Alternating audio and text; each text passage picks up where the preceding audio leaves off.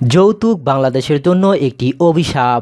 যৌতুক চাওয়ায় বরকে ন্যাড়া করে ফেরত পাঠালো কনে পক্ষ। দুই নিম্ন মধ্যবিত্ত পরিবারের মধ্যে বিয়ের কথা পাকাপাকি। বিয়ের জন্য সম্ভাব্য সব আয়োজন করেছিল পাত্রীপক্ষ, কিন্তু এতে মন ভরেনি বরের। বিয়েতে তার দাবি একটি মোটরসাইকেল ও একটি সোনার হার, কিন্তু এই দাবি যে কাল হয়ে দাঁড়াবে তা হয়তো কখনো কল্পনাও করেনি বর। উত্তরপ্রদেশের এক তরুণ বিয়ের 5 দিন আগে একটি মোটরসাইকেল ও একটি সোনার হার দাবি করেন হবু শ্বশুরের কাছে। বরের এই দাবির পরে কনের অভিভাবকরা সময় চেয়ে নেন। তারা জানান ধীরে ধীরে সব তারা দিয়ে দিবেন, কিন্তু এতে বিশ্বাস করতে রাজি নন বর।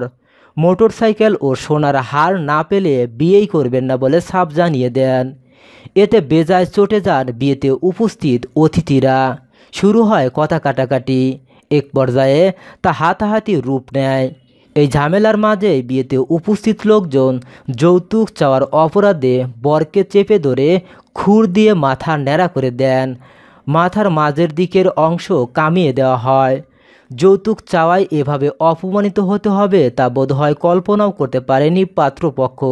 শেষে বরের মাথা অর্ধেক কামিয়ে ফেরত পাঠায় কনে পক্ষের লোকজন। এভাবে যৌতুকের প্রতিবাদ করলে সারা বিশ্বে হয়তোবা যৌতুক নামক শব্দটা উঠেই যাবে। যৌতুক চাওয়ায় বরকে ন্যাড়া করা এ বিষয়ে আপনাদের মূল্যবান মতামত কমেন্টের মাধ্যমে জানিয়ে দিন।